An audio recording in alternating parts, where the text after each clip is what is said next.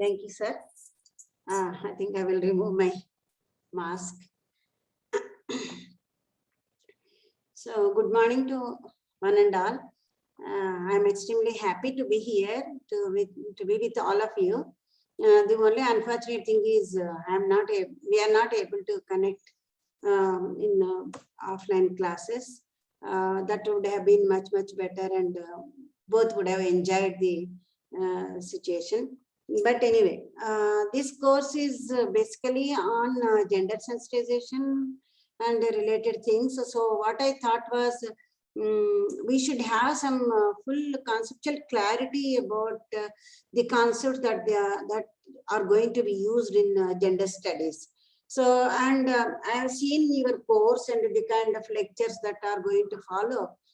So in there also, all the speakers, they will be using some of these concepts. And so many a time we feel that we know the concept, but we precisely don't know precisely what it means. So that is why conceptual clarity, I strongly believe in having a conceptual clarity. So if you have the conceptual clarity, you can use it in any way where it is appropriate. So without because nowadays what we are seeing is youngsters are using the concepts just like that because some concept is available without understanding the real meaning of that concept. So with this thing, when Professor Nandini Swami asked me to take sessions, I suggested that first way I will talk about the concepts, make concepts very clear to the participant. Then of course, anybody giving lecture on gender studies, you can easily relate it the particular concept. So we will see what are the different concepts that we are using. Yeah. So I want to give you the difference between sex and gender, because people wonder what is this gender, and gender means, people generally think that gender means we are talking about only women, but it is not like that. It is not just only about women. So I want to make it very clear to you what is the difference between sex and gender. Sex refers to biological differences between men and women. So this clarity is important to understand why we are talking about gender. So sex refers to biological differences between men and women. So sexual differences are biological. I think some of you are from science background, you know that all females carry XX chromosome and men carry X and Y chromosome. So whenever there are XX chromosome, they will have the phenotype of female characteristics of everything related to females. So whereas when they carry XY chromosome, their phenotype is like physiology, like they have the male characteristics of beard and also things. So this is the basic difference in this is what a sex is. Sexual differences are biological differences. And because they are biological, they are natural, we don't have control over them. So you have no control to be born as a man or woman. So how the combination takes place, and one comes from both parents. So whether you get XX chromosomes or XY chromosomes, it is just a chance factor. So that is why it is natural and it is biological, and you have no control over that. Whereas gender means, gender refers to socially constructed differences between men and women. So what does it mean? What is the meaning of socially constructed? Generally, everywhere people say gender is a social construct. What does it mean? Gender is a social construct means what society expects from a female and what society expects from a man. See, for example, females. Females are supposed to be working within the household and take care of the family and take care of the children and cook for the family members. So these are the socially assigned rules, responsibilities assigned to females. So whereas the man roles are like work outside and earn money for the family. So these are some of the roles that are assigned to men. So gender differences are these differences. So they are socially constructed, but because they are socially constructed, you have control over that. And because they are socially constructed, they vary differently. See, for example, what is okay, what a man can do, what a man is allowed to do in certain races or in certain caste or ethnic or social groups is not okay in certain groups. See, for example, what is allowed in Hindu religion is not allowed in Muslim religion. See, for example, the other day, first time I had attended one Muslim wedding. So wedding cultures, in any Hindu marriages, both boy and girl will be brought together, and some rituals will be performed. Whereas when I was attending the Muslim wedding, and boy and girl are completely segregated. So boy with boy and father and and the guru and their religious guru, they are one group, and the other side is all women, that bride, the girl, that is bride, and all female elders of the family. So they are sitting. So that means that is the culture. But whereas in some other culture it is not. In some other culture it is okay, boy and girl, they stand together or they sit together and perform the rituals. So that means the gender differences are socially constructed, and because they are socially constructed means society only made it. So because of that, they vary, and anything is detrimental, it is possible to change. So socially constructed gender differences are, they vary across the religion, across the caste, and across the different age groups. So social groups. So, pardon, any problem? Hello, is there any problem? No, madam. No, okay, fine. Continue. I think some problem with somebody else's. And gender being socially constructed, gender disparities can be reduced. So this is very, very important. Put it in mute, sir. Put it in mute. Please keep in mute mode. Okay. So, and as I told you, gender differences are socially constructed. Because they are socially constructed, and if the gender gap is increasing because of the socially constructed values, they can be reduced. There are sexual differences, we can't do anything. You are born as a boy, boy only. You are born as a girl, girl only. So you can't just turn a boy into a girl. But whereas the gender differences, what a boy can do, what a boy cannot do. So these can be changed. For example, in our times when we were young, girls were not even riding cycle. And for many years, people thought that girls can't ride bike. But it is a social construct. Girls are weak. Girls can't ride a bike. That is the social construct. But whereas now girls are riding bike, they are going rallies. So that means, there is a change in the gender roles, in the sense of boy and girl both can be. So similarly, fighter jets and aeroplanes and all that. So for several for decades, people thought that girls can't manage an aeroplane. But now we have so many pilots, women as pilots. So that means, gender differences can be easily addressed because they are made by you and me. So this is the difference, gender versus sex. Sex is biological, it is given by birth. So therefore we can't change it. For example, only woman can give a birth. That is because of biological nature. And because there is uterus only for women, so women only can can produce a baby. But only men can impregnate. So this is because of the biological nature. But whereas gender is social construct, as I told you, it can be changed. See, for example, women and men can work as teachers, engineers, and laborers. Both women also can work, men also can work. Women and men can take care of children and the elderly. Because the gender construct is that only females can take care of children. It is not like that. Men also have got both hands, men also have got head, men also can take care of babies. So gender differences are only socially constructed. And some of the concepts I am going to talk to you about. What are the different concepts? So one concept is gender roles, because Hemalata and in your next lectures, they are going to use all these terms. So what is gender roles? Gender roles means, refers to activities that men and women actually do, can be changed at any time. For example, what a male, what a man can perform, like cooking and taking care of the children, that is a woman's responsibilities. So that is why if a girl is working anywhere else, and if husband is taking care of the household, generally, people criticize that, she's like a man. So that means, man is expected to be going out and earning, not a female. So that is what is called the gender construct. So there are productive roles and reproductive roles. Reproductive roles are work of generating income that men and women do to make products or services available. So these are gender roles. And also reproductive roles are there. So reproductive roles are mainly, reproductive roles does not mean only producing babies.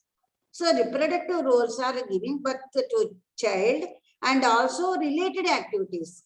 So that is taking care of the family, taking care of the child and fetching fuel, preparing food, and education, taking care of seniors, and all these are unpaid work. They are known as reproductive roles. So we do have control over these things. And similarly, gender needs. So what is meant by gender needs? In gender needs, we have practical needs and also the strategic needs. So practical needs are generally, they are socially accepted, and practical needs don't change. And practical needs do not challenge the gender division of labor or women's subordinate position. See, practical needs are, so for example, men need, men because they get beard, so they need supply of razor. Okay, because women don't get beard, so they don't need. So the practical requirements. And because women menstruate, they need menstrual hygiene products. So that is their practical need. But that is not strategic need. But whereas strategic needs are, these are because of the subordination, to man. So these needs arise. They are called strategic needs. And gender analysis. Gender analysis is another concept which generally people are using it. So gender analysis is nothing but it is an organized approach for considering gender issues through the entire process of program or organizational development. So because we are not sitting in direct mode, so it is, I'm not able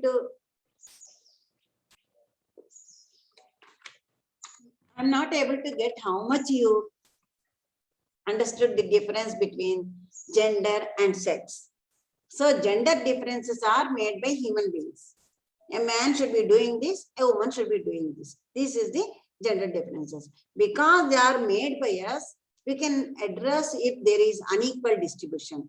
If there is unequal distribution of work, or if there is more burden on women, because they are created by us, we can address them.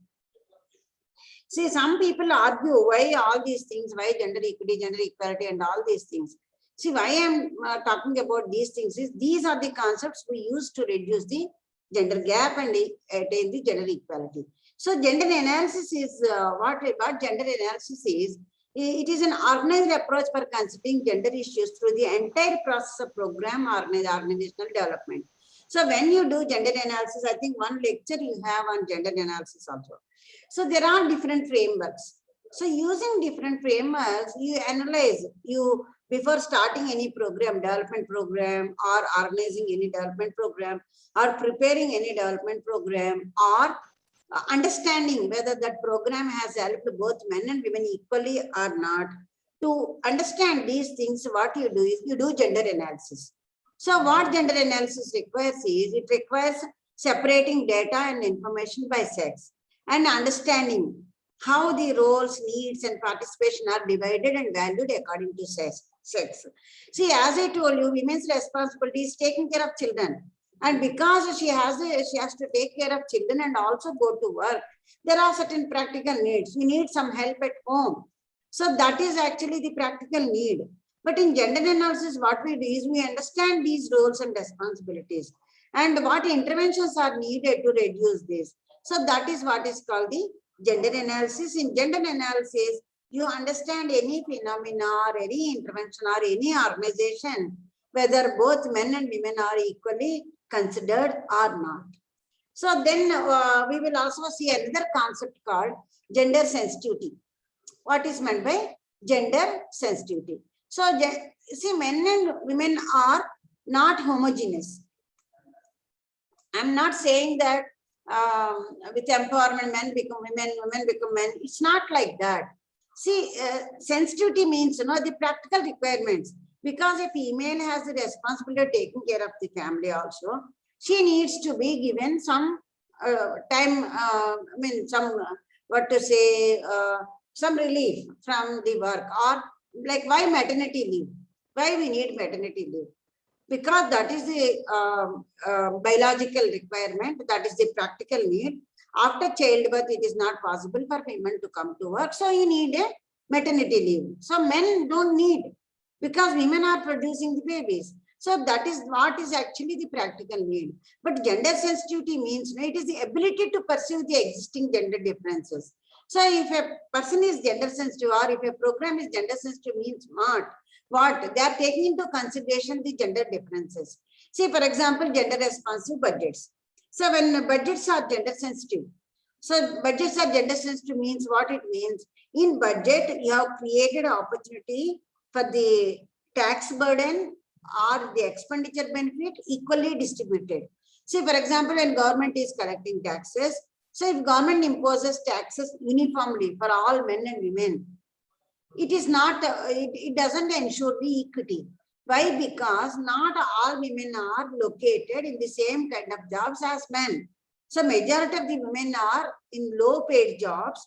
Majority of the women are in what is called the unorganized sector. So it won't affect men and women equally. So that is why you need to look at where these women are located and appropriately make the policy. So that is why looking at these differences and making the policy is what is called the gender sensitive policy. Gender sensitivity is ability to perceive existing gender differences, issues and inequalities, and incorporate them into these strategies and action. So then gender sensitivity leads to gender responsiveness. So gender responsiveness is based on the gender differences. If government makes policies, responses, so that is what is called the gender responsiveness. Then comes what is called the gender audit. What is gender audit? So all of you know what is audit. So normally audit is mainly they look at the compliance. So when some organization is audited, what we look at is whether approvals are taken, whether the expenditure is in accordance with whatever is proposed, and then you look at whether the appropriate approvals are taken, whether it has achieved whatever it wants to be achieved. That is the audit. So whereas in gender audit, what we do is, gender audit is a process to assess the integration of gender concerns into policy, strategies and programs. See, when a particular program is gender audited, we did gender audit when I was with Fiscal Policy Institute. So we did gender audit of some programs. So when any particular program you are gender auditing means, you will see whether that program has attained the benefit, could achieve whatever it wants to achieve. It means whether both men and women are got benefited or not. So that is what we do in a gender audit. So it is a process to assess the integration of gender concerns. So I will talk to you about the gender audit when we are talking about gender budget. So gender division of labor, this is another concept. So this what is called gender division of labor. So what gender division of labor means? An overall societal pattern where women are allotted one set of gender roles and men are allotted another set of roles. Do you agree with me that there is gender division of labor? You can unmute and tell me, because it becomes too monologue. Can anybody can anybody respond to this? Is there gender division of labor in our society? Do we have? I want you to unmute and tell me whether there is gender division of labor is there or not. Do we have gender division of labor in our society? No. Yes, ma'am. No. Yes, No. yes, there is some in some sector there is one. Gender division of labor. Who is telling no? No, there is nothing like right and wrong. Anything is, but you have to define why yes, why no. Somebody said there is no gender division of labor. Why there is no gender division of labor? Why there is no gender division of labor? I am telling that labor markets are highly segregated. Labor markets are highly segregated between men and women. You agree or you don't agree? Yes, Agree. we agree, madam. Agree, madam. Yes, we agree. We agree. No, We but agree. somebody wants to say that there is no gender division of labor. Certainly, I want to listen to why there is no gender division of labor. No, certainly, I don't know who responded. Maybe if he is from different culture, maybe it is not there. It is not that this gender division of labor is there everywhere. Even within, like I come from Andhra Pradesh, even within my state also, some religions and some income groups, what is okay with a man can do housework, but whereas not in all communities. In some cases, it is a sin if a man took broom. It is not. A man should not be sweeping at all. So that's a big crime. Only woman should be taking the broom and do it. But whereas it is not so strict in some communities, it is not. So similarly, maybe in some places, maybe there is no gender division of labor. All men also do the work, same work. Women also do same work. Women are not prevented from doing any work. Are there any some communities where women are not prevented in doing any work? Are there some communities? Somebody was telling. Now, why this gender division of labor takes place is, see, in patriarchal society, now slowly things are changing. I'm not saying that things have not changed. In my own lifetime, I have seen how things have changed. So, but what is happening is gender norms, I will come to the gender norms, and gender norms are not static. They keep changing. For example, in Navy, Air Force, and we don't have females till very recently. Only recently they have opened up. Because to ensure gender equity, to ensure equal opportunity for the girls also, there is nothing like a girl cannot do. Because in a flight, all the systems and controls are same for a man or a woman. But only thing is, woman will be sitting and doing it, a man will be sitting and doing it. But because of the thinking that women cannot do that, women mental status is so less, only men are superior in a patriarchal thinking, only a man can fly an aeroplane, not a woman. But that norm has changed now. Now that norm has changed. Now it is understood that females also can be a pilot. So that is how the gender norms have changed. So similarly, gender division of labor also, it is changing actually. So unequal gender division of labor refers to gender division of labor where there is unequal division of reward. See, even now, yesterday or day before yesterday, I have seen somewhere that in UK, women are getting 40% less than their men. For the same work, women are paid 40% less than their men. Why? It is because of the gender division. So the gender bias. See, for example, companies, when they are recruiting female girls, so they will ask in interview board, they will ask several questions. Apart from that, they will also ask you, are you married? If you are married, how many children? Do you have the responsibility of your in-laws? So, and will you be able to move out of your place? So all these questions will be asked to only a girl. If a boy and girl, if both are equally performing, and still these unwritten laws will be working, because when the girl comes to work, first she has to be paid. If she is married and she gets pregnant, she has to be paid, paid leave she has to be paid. Means she has to be given maternity leave. And if he invests on that girl and send her for training, after taking training, she may leave the job because her husband is transferred to some other place. So all these things will be working in their mind when they are giving appointment to a man and a woman. So these are the kind of gender differences. So the moment when a girl is coming, because it is not that a man cannot take care of the children. It is not that a man cannot take care of sick people. It is not that a man cannot take care of old people. But our society, it is a patriarchal society. In patriarchal society, man has every freedom, and man is capable of doing things, and man should be earning outside, not woman. So if a woman is earning, it is just by charity of their men folk in the house. Not that, traditionally women are given the responsibility of earning for the family. So because of that, you find that more women in low paid jobs and more men in high paid jobs. So you must be wondering, there are so many girls in software. Software, there is no wage discrimination. Both are paid high salary, all that it looks like. But what happens is, in reality, those girls who are working in software and high paid jobs, they may be constituting maybe some 2% or 3%. You have many more women working in unorganized sector and low paid jobs and leaving their what is called promotion because they have the responsibility of taking care of the family. So some men must be thinking that I'm promoting that girl should not take care of the family. It is not that. The responsibility is to be equally distributed. Then you will not have this gender division of labor. So when we are looking at the gender division of labor, understanding the gender division of labor, it has policy implications. For example, if you take Europe, there are so many family-friendly policies. And Canada, you see, there are so many family-friendly policies. So why? Because they want to balance work within the household, that is private domain, work outside the household, that is public domain. So these two are to be balanced for a female to be going and working outside. So it has policy implications.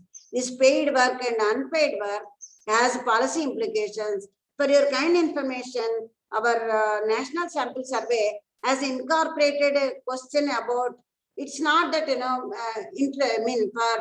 what is called for data collection, they go National Sample Survey when they work on, they sometimes release every now and then National Sample Survey releases some reports. So when they are reporting on employment and unemployment scenario in India, so they go with a questionnaire, ask a female, are you working? No, I'm not working.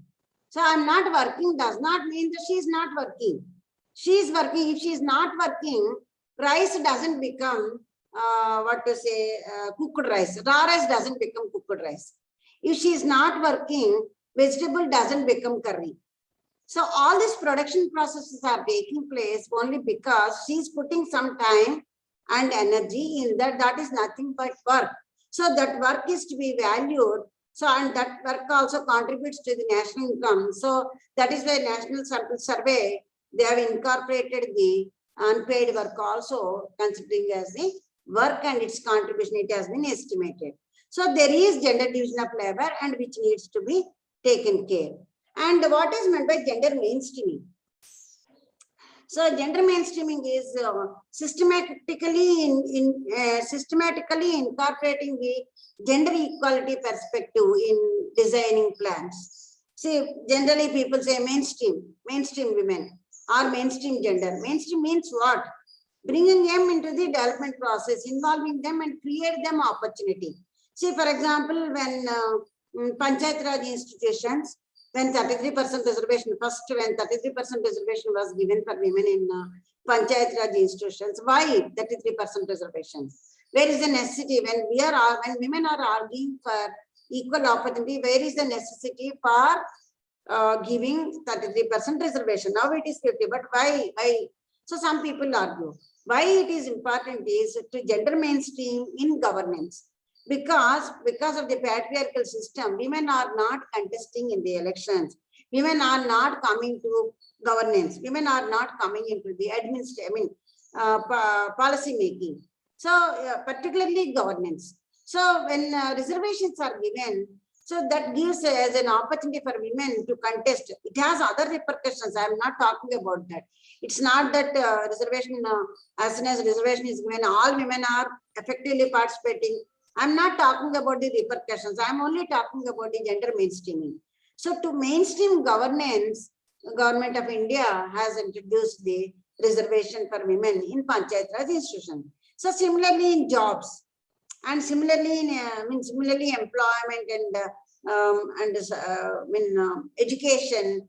So reservations are mainly to give an opportunity for women to enter into the mainstream. Because of the patriarchal system, one small thing I want to tell you, why I am talking about the patriarchal system is because in patriarchal system, man is superior and man only is capable of leading the household. So women are subordinate to man. So if that is the thinking, man is the breadwinner. Because man is the breadwinner, boys only are to be educated.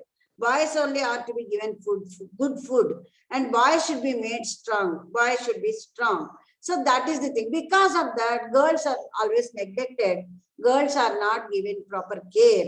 And girls' education, they were never sent to school because they are not breadwinners. They will be anyway within the household. So, and women were never got opportunity to get educated. So that is how actually gender gap was too much. And but after our independence and with feminist movements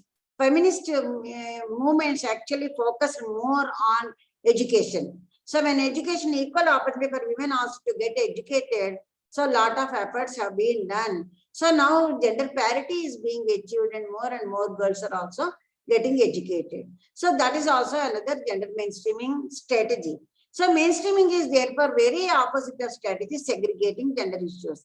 See, women only projects, it's not, we are not talking about women only projects.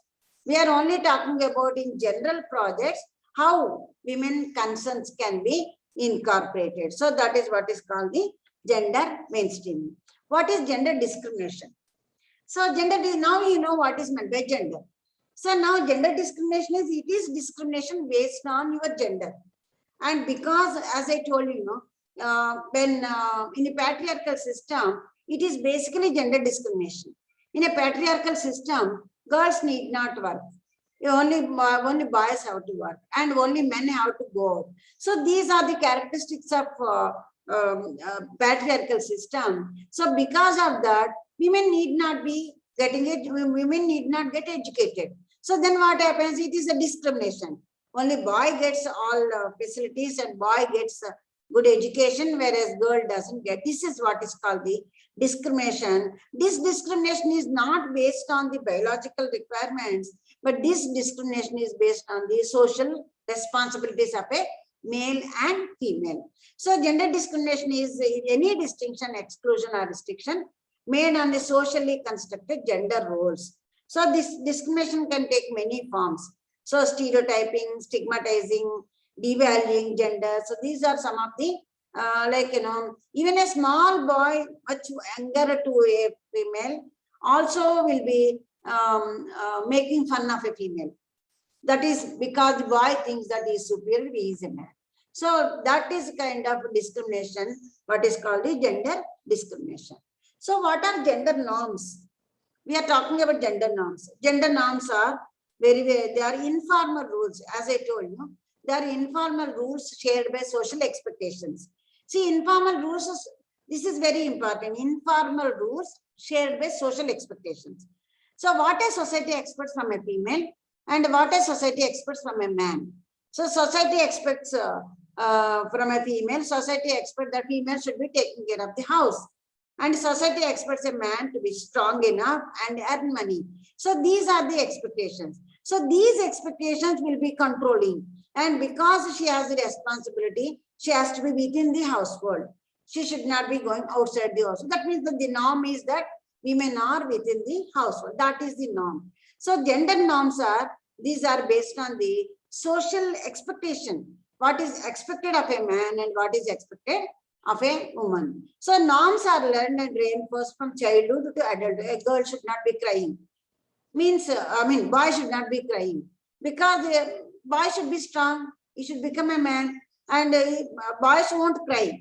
So when I'm talking about gender, I'm not talking about only females. I'm talking about men and women also. So expectations for a man. So a man should be earning. Man should be earning more than woman. And then, man will have all the pressure on him to earn more because the society expects him to be earning more. So that is why gender norms, they are different in different cultures. See, in Western culture, it is the norms are different. So whereas in Indian culture, the norms are different. Even within India, the norms are different. In some cultures, girl going to work is not an issue, whereas in some cultures, girl going to work is an issue. So these are gender norms they are transitory and they change with increase in the education and greater exposure. So and the gender norms are there. Whoever is violating that norms, they will be punished. So such things also will be there. And basically gender norms are the rules and rules formed or informal rules formed based on the social expectation and behavior of boy and a girl. So what is gender equity?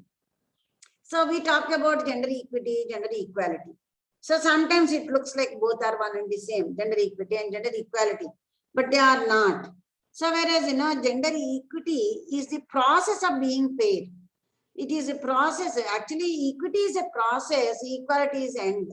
So equity is the process of being fair to someone regardless of their sex or gender. So to ensure fairness, measures must be taken to compensate for cumulative economic, social and disadvantages. See, when women have got certain, when you are ensuring gender equity, it is creating equal opportunity. See, for example, in equity, we have horizontal equity and also the vertical equity. See, for example, I told you in Panchayat Raj institutions.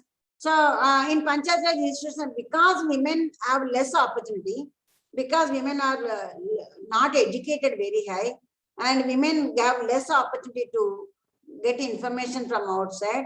So, and because of the gender norms, they are not participating. These are the disadvantages in which women are living.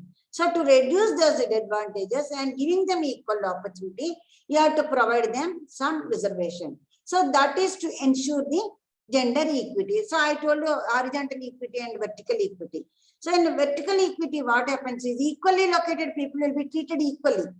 But whereas in horizontal, vertical equity, horizontal equity, equally located will be treated equally. That is also equity. But whereas in vertical equity, anything vertical means you have upper and you are lower.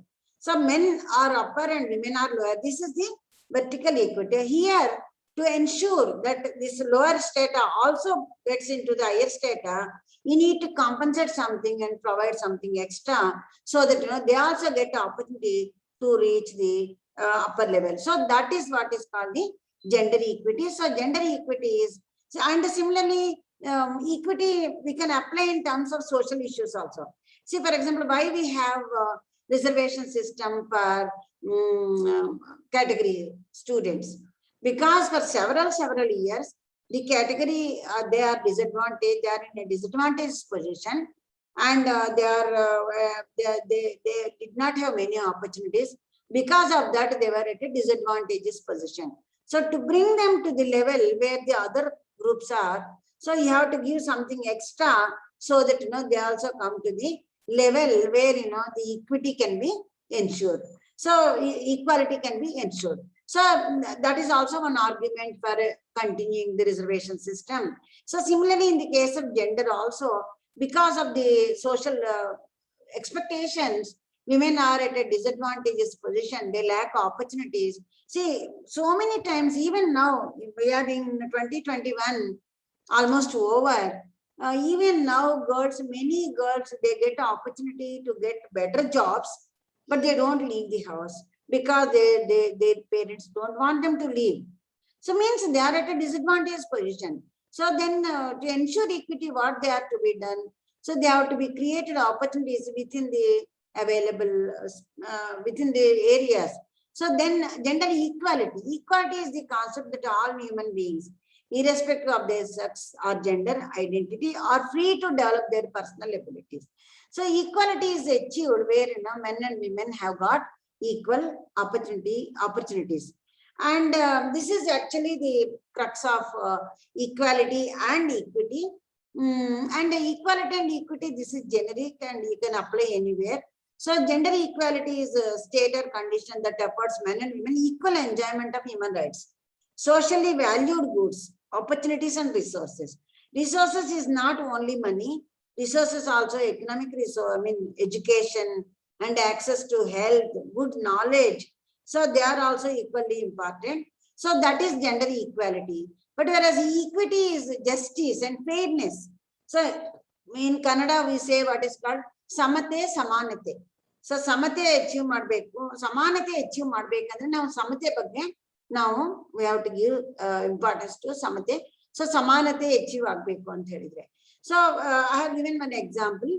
So for example, if a family has limited funds and both daughter and son need to a new pair of shoes for a school, but only one can get new shoes. So if the family decides which child will get the new shoe based on the child's need and not on child's sex, this is an example of gender equality.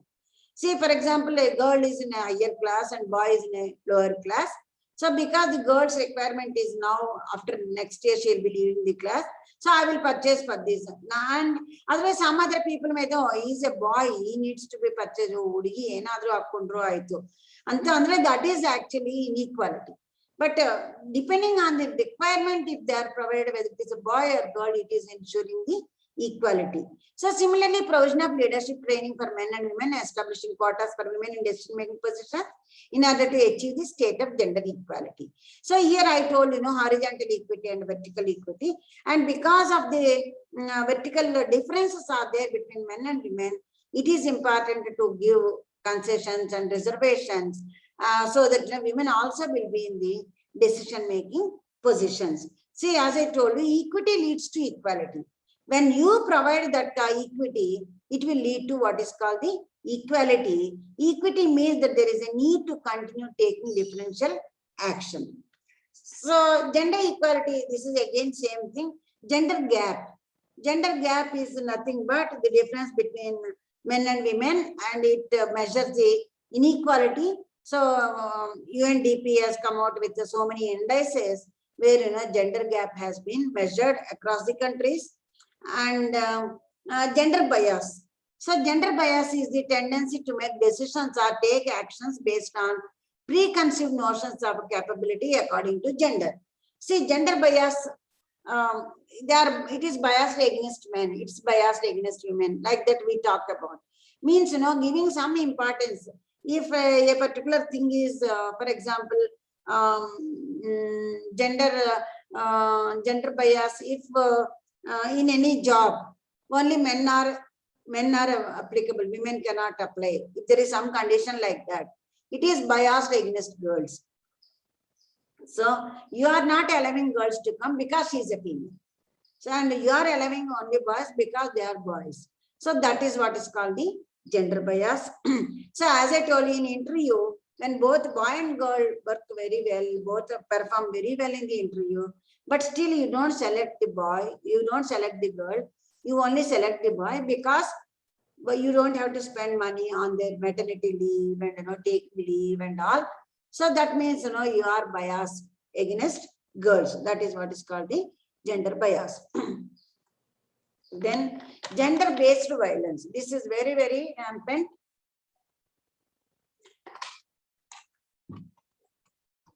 If you look at the, recently I was analyzing some crime data. So many cases, gender-based violence. And National Family Health Survey also recorded so much of gender-based violence. So gender-based violence means violence that is directed individuals based on their biological sex or gender identity. See, you create violence, for example, a man talking ill of his wife or his sister because she is a female, if a man is talking like that. And similarly, it could be from a girl to boy also. See, gender-based violence does not mean that only a man is causing violence against a woman. It could be a female causing violence to man also. But generally, the more cases are against the females, because most cases are reported cases are this one. But nowadays, even a girl causing violence to boy is also taking place. So this is what is gender-based violence. So violence that is directed at individuals based on their biological sex or gender identity. See, it is not physical violence, it is gender-based because you are female, because of this, they cause violence. That is what is called gender-based violence. It includes physical, sexual, and mental and psychological and economic. Even if a female, she earns her income, but she has no freedom and she can't spend 1 paisa from whatever she earns. So that is also a violence. That is also considered as a gender-based violence. She gets money to the family. I know there are some studies where, those who are employed women also don't have freedom to spend the money that they have earned. So that is because she is female, their money will be taken off. So that is gender-based violence. and gender stereotypes. See, gender stereotypes are again based on our gender. See, what our gender says is man should be cooking, man should be working and female should be cooking. In our school days, when I was in second standard, I still remember we used to have a book where, Amma, like that, I think first standard only. So when Amma Chitra will be there, when one diagram will be there, where mother will be kitchen doing something. And father, Appa. So father will be sitting in office and doing things. So that means, the clear directions to the child is that man will be always working and woman should be always cooking or taking care of the family. And also boys also, sometimes, boy, you should not cry like a girl.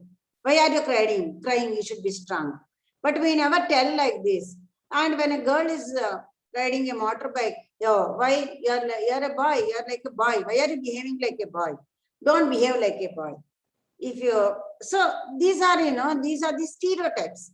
So based on these stereotypes, and because of that, they use stereotype, like boys will be working as so and so, and women are better housekeepers. So women are good at taking care of the house. So women are good at housekeeping. So these are the stereotypes. So, and boys are good at mathematics and girls are suited for nursing. So these are stereotypes. Man should be doing all these things and girl should be doing all these things. So this is what is called the gender stereotypes, and accordingly the responsibilities, accordingly the roles will be assigned. And then we will come to empowerment. Now most of you will be knowing, so many people are talking about empowerment. Government also talks about empowerment, NGOs talk about empowerment. But what is this empowerment? So forget about women empowerment. Let us look at empowerment as a generic tool. So empowerment refers to the expansion of people's capabilities. Basically, it is, empowerment is power to do, power to act on one's own agency, power to take decision independently, power to have some freedom to do what you wish to do. So this is what is called the empowerment. And in the context of social, like for example, poor families also, they are to be empowered. Not necessarily only girls are to be empowered. So those who are not having good opportunities and those who are socially deprived of these opportunities, they need to be empowered to exercise their agency and to exercise their freedom. So it entails overcoming socioeconomic and other power inequalities in a context where this ability was perceivably denied. So in empowerment, what empowerment programs will be doing is that they give opportunity for or make them to realize that they are capable of taking their own decisions. They are capable of questioning the inequality. So that is what is called empowerment. So women empowerment can be defined as promoting one's sense of self-worth, their ability to determine their own choices, their right to influence social change for themselves and others. Because as I told you, in patriarchal society, always, a female should be under the guidance of a man. When she was a child, she should be under the guidance of parents, father. And once she gets married, she will be under the guidance of husband. And when she becomes old, she should be under the guidance of her children. So always women are expected to be under the control, not even guidance, under the control of a man. So that is the kind of patriarchal system. But whereas women empowerment is, giving opportunity for women to tell that, it's not that you always fight. It's not a question of fighting. To give them some sense of self-worth. Yes, I am also capable. So females are in no way different. Females are capable of taking decision. I am capable of taking decision. I have the ability to determine my own choices. So I have the ability to convince my parents whatever I like, or whatever convince my husband. So that is giving, that is women empowerment. So gender empowerment, there is a difference between gender empowerment and women empowerment. When we are talking about gender empowerment, it is the empowerment of people of any gender. So when you are talking about gender empowerment, it is empowerment of both men and women. So giving opportunity for them to be able to take decision by themselves and depending on their requirement. Whereas women's empowerment, we'll be talking about only the women. So what are the gender blindness? See, I teach gender economics. Where most of the traditional economics is gender blind, because when demand theory was proposed, they never thought that the demand will be different for men and women. So I think some of you must be economics background also, or even social science background also. You know what is demand. So and what happens is why traditional economics is gender blind, because in demand theory, we assume that when price increases, demand decreases. When price decreases, demand increases. When prices come down, people will have a tendency to buy more of it. But when it happens, only when you have the freedom to spend more. See, earlier you were buying 10 units of any particular commodity. So now because price has come down, you want to increase it to 20 rupees, 20 units. But that happens only if you have freedom to buy more. If you don't have freedom to buy more, you have no demand doesn't increase. So that means our demand theory failed. And any policies based on that are blind policies. So similarly, what is gender blindness is, this is failure to recognize that the roles and responsibilities of men and women are given to them in social specific circumstances. So gender blindness means you just don't think that there are different roles and responsibilities. Women face different circumstances, men face different circumstances, women are in different kind of jobs and men are in different kind of jobs, and women public domain and private domain, paid employment, unpaid employment, they are different for men and women. So these are the realities. So anybody who is not looking at these realities, we can call them they are gender blind.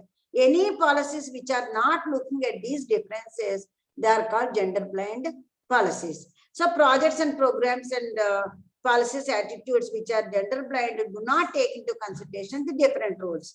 For example, in any project, any public policy, if there is no provision for maternity leave, it is gender blind. Because when you are asking both men and women to come for job, and when childbirth is a female, biologically it is this one, only she has to face the circumstances. And if that provision is not given, it is a gender blind policy. Encouraging girls to come into job is a gender blind policy if you don't give the maternity leave. So similarly, gender responsive budget. Now I'm going to talk in the second session. I'm going to talk about, sir, 11:15. 11:15 to 45. 11:15 ko break. Yeah, 11:15. And gender responsive budgets, I'm talking about it. So it is also an instrument. As I told, gender blind policies don't look into all these things. But gender sensitive policies, they take into consideration the differences, how men and women are located and where men and women are located. So in gender responsive budgets also, budget andre, it is IVA, means income and expenditure. So how government raises money and how government spends money. So when government is raising money in the form of taxes, it involves a sacrifice on the part of the taxpayers. Similarly, when government is spending money, it gives benefit to people through government expenditure on roads and other kind of things. So when how government is raising money is through taxes, and how government spends money is based on the demand. So if both the activities are not gender sensitive, so it is not going to give the same amount of sacrifice and same amount of benefit to all the population. So when government is imposing taxes, they have to take into consideration the gender differences. So, and differential taxation procedure should be there, so that tax burden is equally distributed. And similarly, public expenditure also, it has to be you have to identify the expenditure, where how much it has to go depending on the gender needs. So by taking care of the gender requirements and gender needs, if government is doing budget, it is nothing but it is called the gender responsive budgeting. So patriarchy, as I told you, It is a social system in which men hold the greatest power and leadership and role and privilege, moral authority and access to resources and land, and including the family. So this is the definition of patriarchal system. So why we are talking about the patriarchal system is the root cause of all the gender differences and all the gender segregation and gender blindness and all these things. So particularly it is in patriarchal system, moral authority and access to resources. Access to resources, as I told you, it is not only the monetary resources, but also health, education, and especially land. That is why actually in recent times, there is a legislation to ensure equity. So there is a legislation where, the Supreme Court has given order that girls also have equal right over the land or any property, that is to ensure opportunity for the girls also to inherit the property. But in patriarchal system, we don't have that. In patriarchal system, it is only the boys who get the property and it is only the boys who get preference. So, and gender equality, of course, when we say there is gender equality, we say that gender equality is achieved within men and women when both sexes are able to share equally in the distribution of power and influence. So both men and women should have equal equal opportunity to exercise the power and equal opportunity to influence the outcomes. So when you achieve that, you say that there is gender equality, and both have equal opportunities for financial independence, and both enjoy equal access to education and opportunity to develop personal ambitions and share responsibility for the home and children. See, this is also important. See, now what is happening is, with the government policies, more and more women are coming into public domain and they are spending more time in outside work with outside the household, but it has not changed their role within the household. So that is why actually it is creating double burden for women. So when we achieve gender equality, it is important to see that within the private domain also the responsibilities are equally shared. So then we will also see gender blind policies. As I told you, gender blind policies, they don't take into consideration any of these gender differences. But whereas gender sensitive policies, they will be of gender neutral, gender specific, and gender redistributive. So gender sensitive policies, they see that the policy affects men and women equally. So if a policy affects men and women equally, we can call it as gender neutral policy. And sometimes gender specific policies. So some policies exclusively for men and some policies exclusively for women. These are gender specific policies. And gender redistributive policies. So these policies, they change the gender norms. They try to affect the gender norms so that redistribution will be taking place. For example, giving a reservation for women. So when a reservation is given for women in a parliament or in, of course, it has not come yet. So in Panchayat Raj institutions, in all these places, so there is redistribution of power is taking place. So such policies are gender redistributive policies. And of course, this is the same thing I have explained here. See, public policy, all these things will be affecting the gender equality. See, we have informal institutions, households, formal institutions, and markets. So all these things will be connected and they will be helping in attaining gender equality through the policies. Policies are extremely important. Whatever policy, see, for example, universal elementary education. Sarva Shiksha Abhiyan, when government declared that we have to achieve the universal elementary education, and government introduced this Sarva Shiksha Abhiyan as a program. First policy will be made and accordingly programs will be made. So because of that program, now you find that gender equity is achieved in education. You have gender parity, 100 boys are there, 100 girls are also there. So that is why public policies play an important role in attaining the gender equality. And how to achieve this is, we have different methods. That is, women in development is one method, women in development is another method, and gender in development.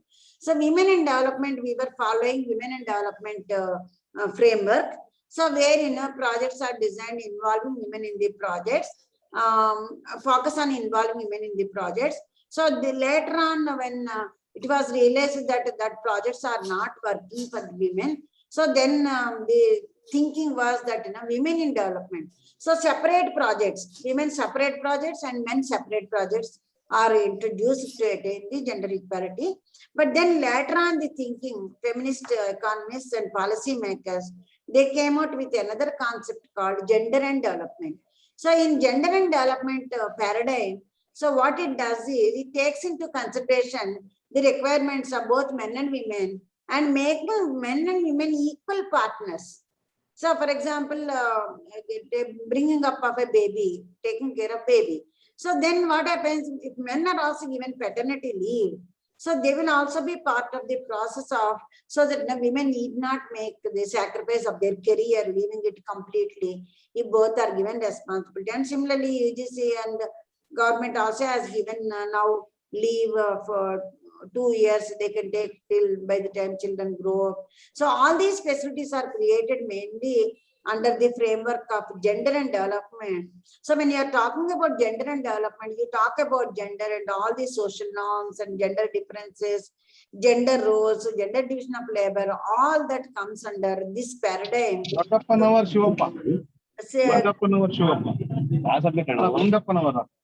Taking that into consideration. So one small little bit of data on gender gap, global gender gap, and where India stands. And this is the latest report in 2001. I think, 2020. 21. So 2020, this is the Global Gender World Economic Forum. They came out with these calculations. So here, global gender gap index was 98, and it is if it becomes 1, it is there is no gender gap. So the score is closer to 1, gap is less. And then this one. So global gender gap is 2006 and 2009 in where India stands. See, global gender gap is 0.9 in 0.60. So India, this thing is economic participation and opportunity in the world, it is 110, whereas now we have gone down to 149th position. In 2006, economic participation and opportunity, we were in 110 position. In 2020, we have gone down to 149th position. In educational attainment, we were in 120, but we have come down to 112, means come down. And health and survival also, our ranking has come down from 103 to 150, and political empowerment, our score has come down to from 820 to, it has increased. In political empowerment, our position as rank has increased from 20 to 18. We have climbed up. That is mainly because of our reservation system in Panchayat Raj institutions. So economic participation, and opportunity, we are in 149th position. Educational attainment, you have seen, no? So these are the indicators that World Economic Forum has used to understand what is the gender gap in different countries. India has a long way to go. There is a long way for India to go in attaining gender equality. So now I would like to stop here, and I'll be happy if there are some questions and some discussion. I think we can take some 5 minutes to, sir, 11:15 to, oh, sorry, is not there. Okay. So if there are some questions, I will be happy to take. Yeah, here there is a time table. Yeah, 11:15 and 11:45. We have half an hour break. And if there are some questions, I'll be happy. But don't hesitate. Any language is fine. English, Kannada, Tamil, Telugu, any language. At least. Ma'am, what is arbitrary deprivation? Arbitrary? Ma'am? Yeah, tell me. Yeah. Deprivation. Arbitrary deprivation. Yeah, yeah. I will share. I will close. Yeah. Hello. Yeah. Yeah. I Didn't come across this, but I understand. Somebody is speaking. Somebody is speaking. Somebody is answering this, or you want me to answer? Somebody asked a question. Who asked the question? Yeah, Lalita. Lalita, you asked the question. Meaning I want, ma'am. Yeah, ma'am. Yeah. Yeah. Meaning I want. Arbitrary discrimination. Deprivation, you Okay. say. Madam, you asked arbitrary discrimination or deprivation? Deprivation meaning I want. Arbitrary Deprivation. You are yeah. deprived of, like, you know, you are deprived of certain opportunities. So that deprivation could be permanent, or that deprivation could be arbitrarily. So not based on any, you are deprived of, or you are, somebody speaking. You are deprived of attaining something. You are deprived of doing something. Or you are deprived of taking up something. So that are access to something. You are deprived of access. So that deprivation could be systematic. That deprivation could be arbitrary, not on any criteria. Just because you are a female, you are not provided access. So that is arbitrary discrimination. Deprivation, arbitrary. That means overall it is unfair, maybe. It is certainly unfair. It is. Okay. It is arbitrary. There is no criteria. Okay. There is some criteria and logical reason. So it is not, it doesn't violate. But it is arbitrary. Just because you are a female, you are not allowed. Or you are deprived of that opportunity. So it is certainly unfair practice. Yes. Yeah, only one of you should be speaking. Okay, ma'am. Thank you, ma'am. Thank you. Anybody else? Yeah. Madam, namaskara. Next session also. Next, namaskara, ಹೇಳಿ. Yeah.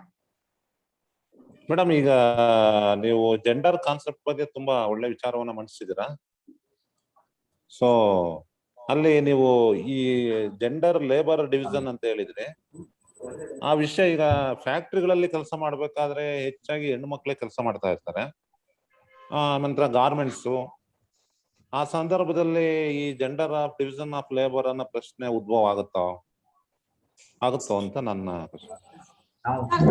That itself is gender division of labor ಅನ್ನೋದು.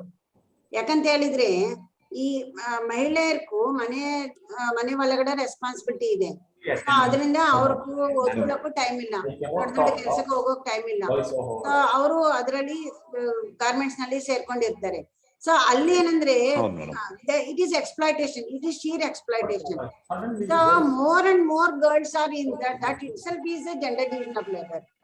Because they are capable of stitching, so they are put in that job, and maybe arguing that they're voluntarily ಹೋಗ್ತಾರೆ. ಅದು ಯಾರು force ಮಾಡ್ತಾ ಇಲ್ಲ ಅಂತಲ್ಲ, force ಪರಿಸ್ಥಿತಿನೇ ಇದೆ. So that itself is, ಅಂತ ಕೆಲಸದಲ್ಲಿ ಜಾಸ್ತಿ ಮಹಿಳೆಯರು ಇರೋದೇನೆ segregation, gender division. Okay, thank you. And we will discuss more. Daniel is asking something. Yeah, Daniel. Madam. Yeah. Madam. Yeah. I am Dr. Manjunath Bikya, madam. Yeah, tell me. Madam, it is very valuable, madam. Idea. And you spoke about the tax, what is going on, and what has to be changed, and traditional views and modern views. Really, we are very thankful to you, madam. Thank you. ಪ್ರಶ್ನೆ ಕೇಳಿದ್ರೆ ಏನ್ ಮಾಡ್ಬೇಕು ಅಂತನಾ? I didn't get that. ಇಲ್ಲ madam, ಇಲ್ಲ, ಎಲ್ಲ ಹೇಳಿದ್ರಲ್ಲ. So it is very unless concepts are clear, you can't make any policy, you can't make policy analysis, you can't think of anything unless until you are very clear about the concept. Not only here, even in your research. And moreover, you have taken the present situations to the concepts so that it will be very clear for us, and taking the facts and analyzing things so that it will be very easy, easy to understand. Thank you so much. So maybe we'll break and we'll spend more time in the second session, because that is about budget and more of economics. So I will just only introduce, then we'll have more conversations in the next session. Okay? Yeah. Thank you. And you keep your questions, not closing. Okay? We'll meet in the close.